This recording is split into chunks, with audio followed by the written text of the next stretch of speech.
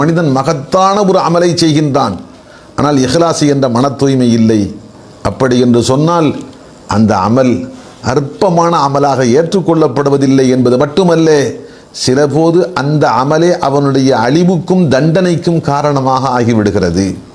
அருமை நாயகம் ஸல்லல்லாஹு அலைஹி வஸல்லம் நாளை மறுமையில் எந்த 3 சாரார்களை கொண்டு ஆரம்பமாக நரகம் எரியூட்டப்படும் என்பதை பற்றி சொன்னார்கள். ஒரு ஹதீஸிலே பெருமானார் சொன்னார்கள், 3 சாரார் அவர்களை கொண்டுதான் நரகத்து நெருப்பு ஆரம்பமாக எரியூட்டப்படும். அதிலே முதல் மனிதர் யார்? ஒரு மாபெரும் கொடை வள்ளல், லட்சம் லட்சமாக கோடி கோடியாக வாரி கொடுத்த ஒரு கொடை வள்ளல். அல்லாஹுவின் திருமுன் நீதி விசாரணையின் போது அவர் கொண்டு வந்து நிறுத்தப்படுகின்றார்.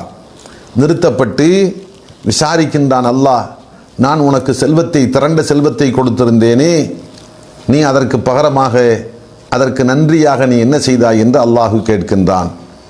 அப்போது இவர் சொல்கின்றார், யா அல்லாஹ், நீ விரும்புகின்ற எந்த ஒரு பாதையும் நான் விட்டு வைக்காமல் என் செல்வத்தை வாரி வாரி கொடுத்தேன், கணக்கு பார்க்காமல் நான் வாரி வாரி கொடுத்தேன், உனக்காகத்தானே கொடுத்தேன் என்று சொல்கின்றார். அப்போது அல்லாஹ் சொல்கின்றான், நீ கொடுத்தது என்னவோ உண்மை, ஆனால் எனக்காக கொடுத்தாய் என்பது பொய்.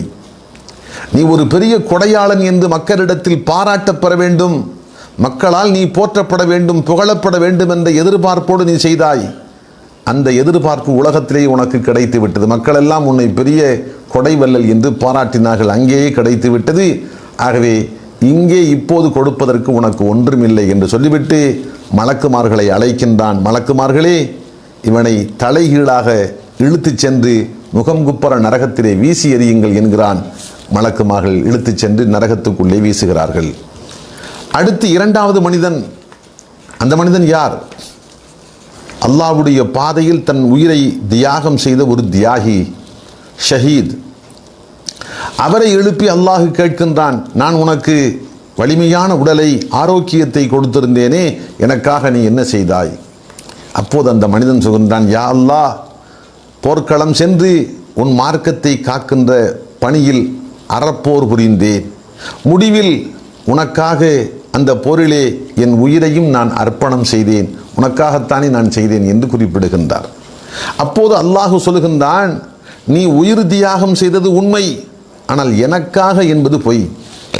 காரணம், நான் ஒரு மாபெரும் மாவீரன், துணிவு மிக்கவன் என்று மக்களால் பாராட்டப்பட வேண்டும், போற்றப்பட வேண்டும் என்ற எண்ணத்தில் தானே நீ உயிர் தியாகம் செய்தாய்.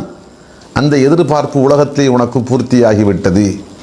நீ இறந்துவிட்ட செய்தியை கேட்ட மக்கள் ஒரு பெரிய வீரன் என்றும் நீ துணிச்சல் மிக்கவன் என்றும் உன்னை பாராட்டினார்கள்.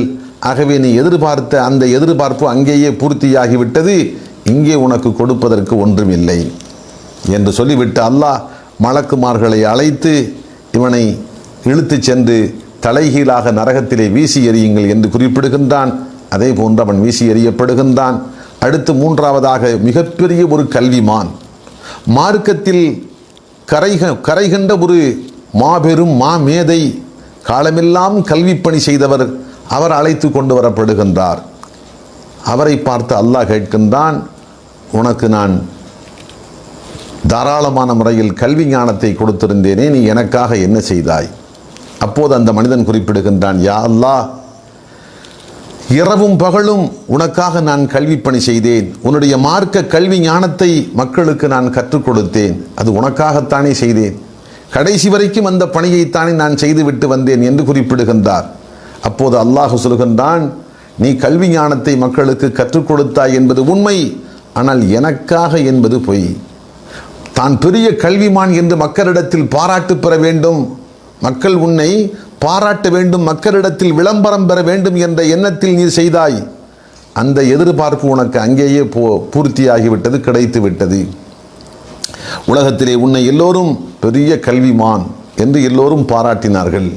ஆகவே இப்போது இங்கே கொடுப்பதற்கு உனக்கு ஒன்றுமில்லை என்று சொல்லிவிட்டு அல்லாஹு ரப்புல் ஆலமீன் மலாயிக்கத்துமார்களை அழைத்து இவனை இழுத்துச் சென்று முகம் குப்பர நரகத்திலே தலைகீழாக வீசி எறியுங்கள் என்று குறிப்பிடுகின்றான். மலாயிக்கத்துமார்கள் அழைத்து சென்று நரகத்திலே வீசி எறிகின்றார்கள். அன்புக்குரியவர்களே, நாம் இங்கே சிந்தித்து பார்க்கின்றோம், உயிரையே தியாகம் செய்திருக்கின்றார் ஒருவர். 2ஆம் நபர் வாரி வாரி கொடுத்திருக்கின்றார் செல்வத்தை அல்லாஹ்வுடைய பாதையில். மூன்றாம் நபரோ ஆயுள் முழுவதும் மார்க்க கல்வி ஞானத்தை பிற மக்களுக்கு கற்றுக் கொடுப்பதிலேயே தன்னுடைய ஆயுளை செலவு செய்திருக்கின்றார். ஆக 3 பேருமே நல்ல காரியத்தை தான் செய்திருக்கிறார்கள். பாவம் செய்யவில்லை, குடிக்கவில்லை, திருடவில்லை, விபச்சாரம் செய்யவில்லை, கொலை குற்றம் புரியவில்லை, வேறு எந்த தவறும் செய்யவில்லை. முழுக்க முழுக்க நல்ல காரியம். ஆனால் முடிவு என்ன? அல்லாஹ்விடத்தில் அவர்களுக்கு கூலி இல்லை என்பது மட்டுமல்ல, நரகத்தில் கொண்டு போய் வீசி எறியப்படுகின்றார்கள். இந்த 3 சாரார்களை கொண்டுதான் ஆரம்பமாக நரகம் எரியூட்டப்படும் என்று அல்லாஹுவின் திருத்தூதர் ஸல்லல்லாஹு அலைஹி வஸல்லம் குறிப்பிடுகின்றார்கள். காரணம், அத்தனை உயர்ந்த நல்ல காரியத்தை அவர்கள் செய்திருந்தாலும் கூட அல்லாஹ்வுடைய பொருத்தத்துக்காக என்ற அந்த தூய இஹ்லாஸான எண்ணம் அவர்களிடத்தில் இல்லை. அதன் காரணமாக அல்லாஹு ரப்புல் ஆலமீன் அந்த அமல்களை ஏற்றுக்கொள்ளவில்லை. மாறாக அவர்களை கொண்டு போய் நரகத்தில் சேர்ப்பதற்கு அதையே அல்லாஹ் காரணமாக ஆக்கிவிட்டான். ஆக அன்புக்குரியவர்களே,